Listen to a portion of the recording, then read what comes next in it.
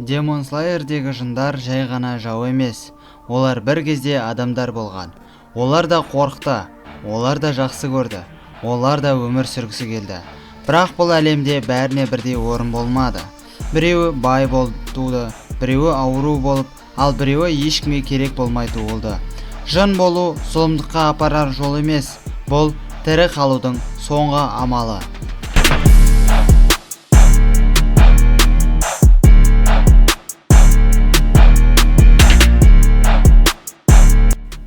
Demon Slayer әлемі романтика емес, бұл феодалдық Жапония. Медицина дамымаған, ауру өліммен тең, кедейлік қалыпты жағдай, әйелдер мен балалар қорғалмайды. Бұл қоғамда әлсіз адам ол артық адам. Көп жындар аурудан қашты, аштықтан қашты және қорлықтан қашты. Жынға айналу күшке құмарлық немесе үмітсіздіктің нәтижесі болып табылады. Незуко жын болса да адам болып қалған жын. Незуко ерекше, бірақ ол ғажайып емес. Ол отбасын көз алдында жоғалтты. Өзі таңдамай жын болды, бірақ адамдықты сақтап қалды. Неге? Себебі ол махаббатта өсті. Себебі оны сүйетін адамы бар. Ол ағасы. Себебі жалғыз емес. Незуко көрсетеді адамның жын ететін қан емес, жалғыздық екенін.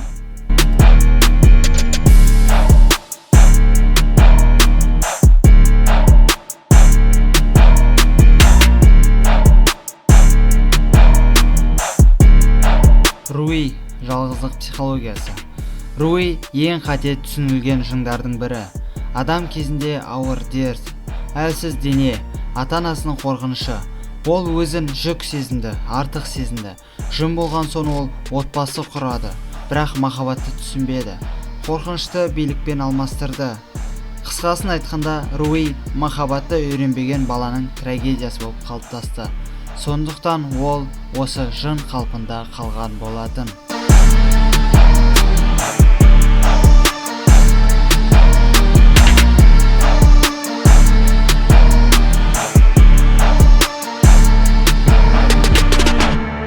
Gyutaro мен Даки қоғам жасаған жындар.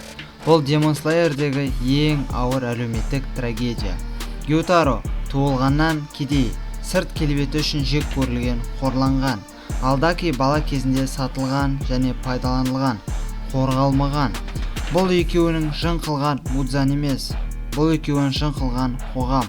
Олар жын болмағанда өлер еді, не болмаса сынар еді, немесе жоғалар еді.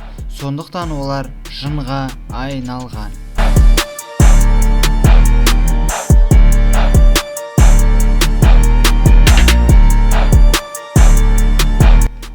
Аказа күшке құмарлық қайдан келді?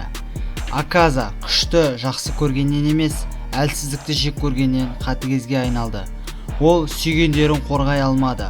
Ол өзін кешіре алмады. Ол күшті жалғыз шешім санады. Аказа үшін күш әділеттің орнына жүрді. Сондықтан Аказа мықты болуды таңдады. Тек мықты ғана емес, және күшке тойған қатыгез болуды. Сондықтан ол жын кейпінде қалды.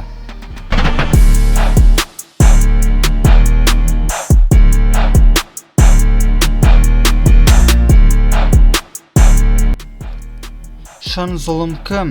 Әрине Музан. Музан ол ешкімді сүймеді, тек өзін ойлады. Ол өлімнен қорықты және мәңгілік өмірге жету үшін бар күшін салды. Барлық жындардың қайғысы бір адамның эгоизмінен басталды. Яғни барлық осы жындардың өмір сүруінің бастау алуы осы Музанның басталады.